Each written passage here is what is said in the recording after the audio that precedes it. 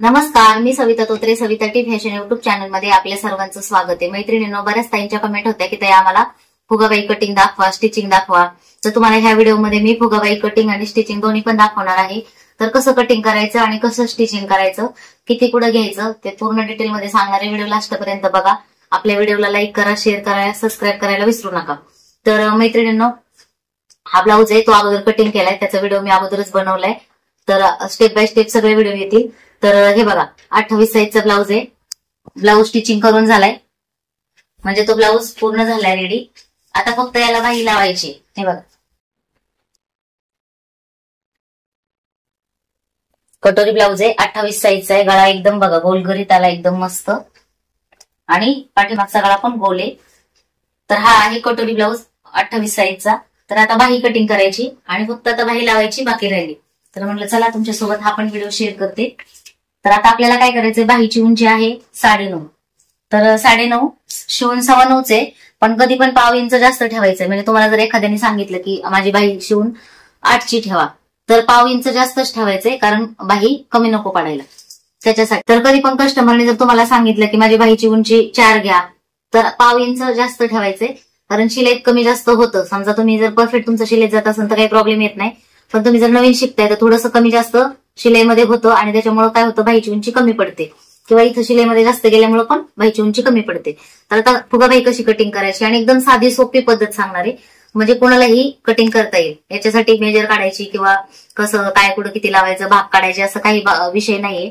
तर खूप साधी सोपी पद्धत आहे. तर चला व्हिडिओला सुरुवात करू. आता इथं बघा बॉर्डर आली ब्लाऊज पीसची. हा ब्लाऊज आहे तो उरलेला ब्लाऊज आहे. ब्लाऊज रेडी झालेला आहे आणि आता आपल्याला ही बॉर्डर आहे. तर ही बॉर्डर आपल्याला खाली लावायची आणि वरती फुगा तयार करायचा आहे.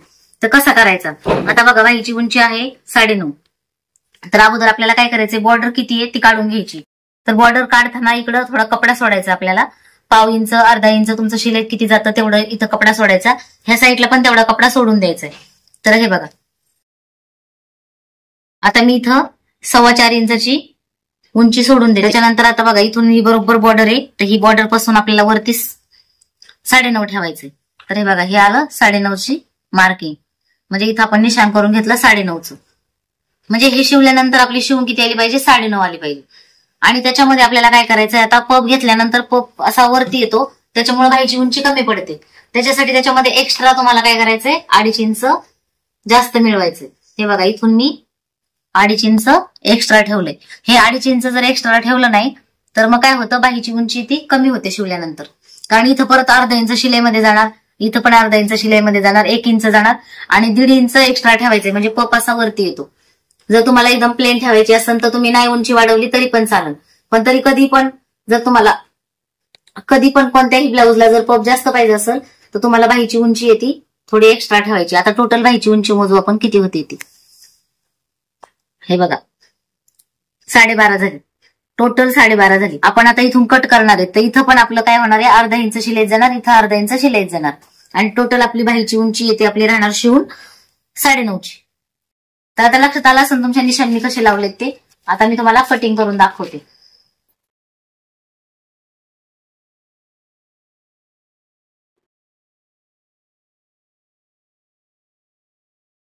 तर हे बघा, ही अशी लाईन ओढून घेतली.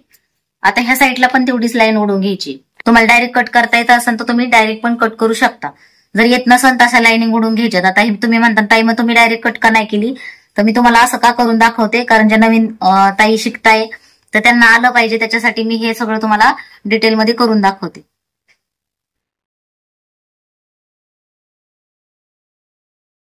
आणि कधी कधी इथं कपडा आहे तो क्रॉस असतो किंवा बॉर्डर आहे ती क्रॉस असते, तर ती आधी बघायचं कशी येते कशी नाही, आणि मग थोडंसं एक्स्ट्रा कपडा खाली सोडला तरी चालेल.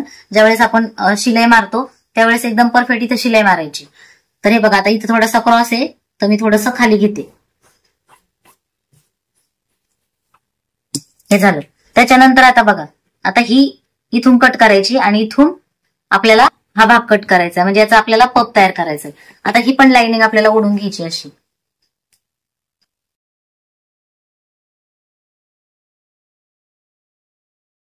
इथं आपली पूर्ण उंची आली ती 12.5. आता इकडे पण 12.5 येते का, इकडे पण 12.5 येते का चेक करायचं.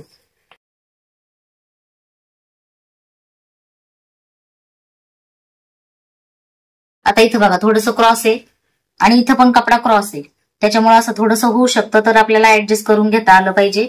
आता इथं आपण काय करू, 12.5 वरती निशाण करू, म्हणजे परफेक्ट येईल.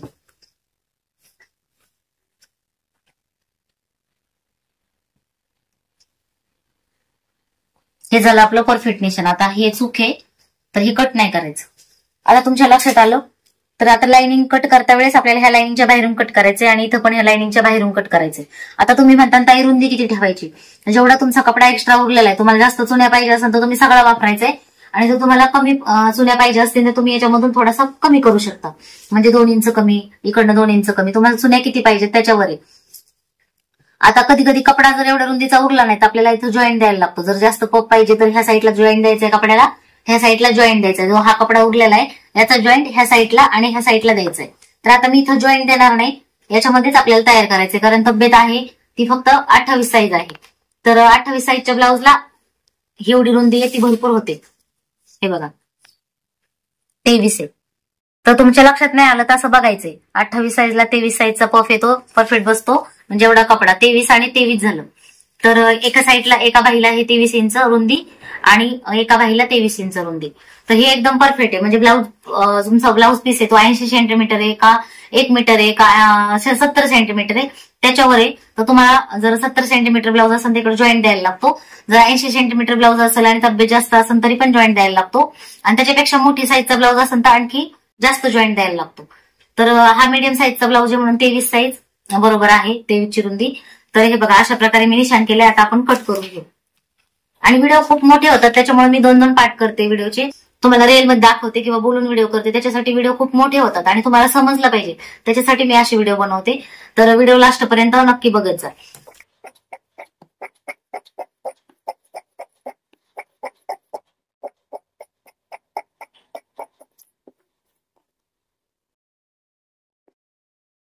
अशी टाचणी लावून घ्यायची म्हणजे कपडा सरकत नाही. आता इथं कट करताना पण लाइनिंगच्या बाहेरून कट करायचं.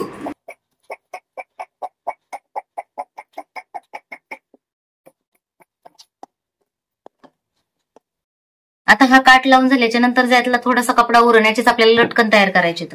तर हा झाला. हे बघा कधी कधी काय होतं की खालची बाजू जास्त असते रुंदीला, वरची बाजू कमी असते, असं पण असतं, किंवा क्रॉस असतं. त्याच्यासाठी असं बघून घ्यायचंय आणि नंतर कट करायचंय.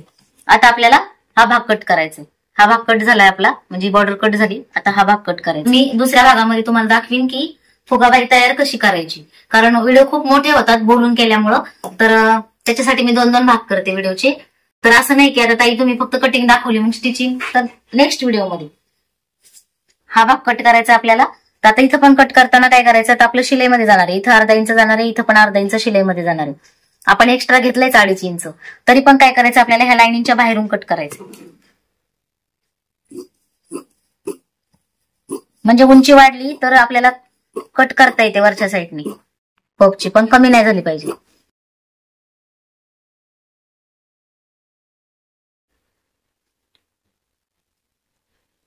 आता आपल्याला याचे 2 तुकडे करून घ्यायचे.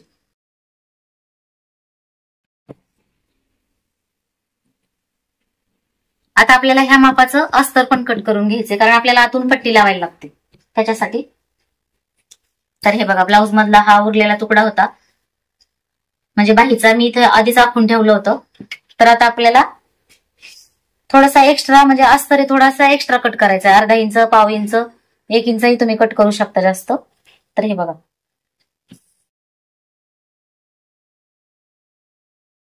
तर आता मी इथूनच कट करते.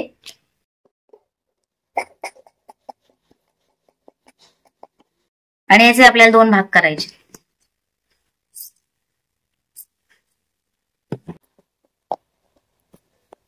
आता आपली ही झाली बाही कटिंग, आणि व्हिडिओ खूप मोठा होतोय. तर नेक्स्ट व्हिडिओमध्ये मी तुम्हाला दाखवेन की बाही स्टिचिंग कशी करायची, म्हणजे पप बाही कशी तयार करायची. पुढचे व्हिडिओ बघायला विसरू नका, मागचे व्हिडिओ बघायला पण विसरू नका, म्हणजे तुमच्या लक्षात येईल स्टेप बाय स्टेप मी कसं दाखवलंय काय. आणि तुम्हाला 100% मी जसं करते तसंच दाखवते, आणि तसंच तुम्हाला पण 100% येणार आहे. तर चला भेटूया अशाच नेक्स्ट व्हिडिओमध्ये. तोपर्यंत स्वतःची काळजी घ्या.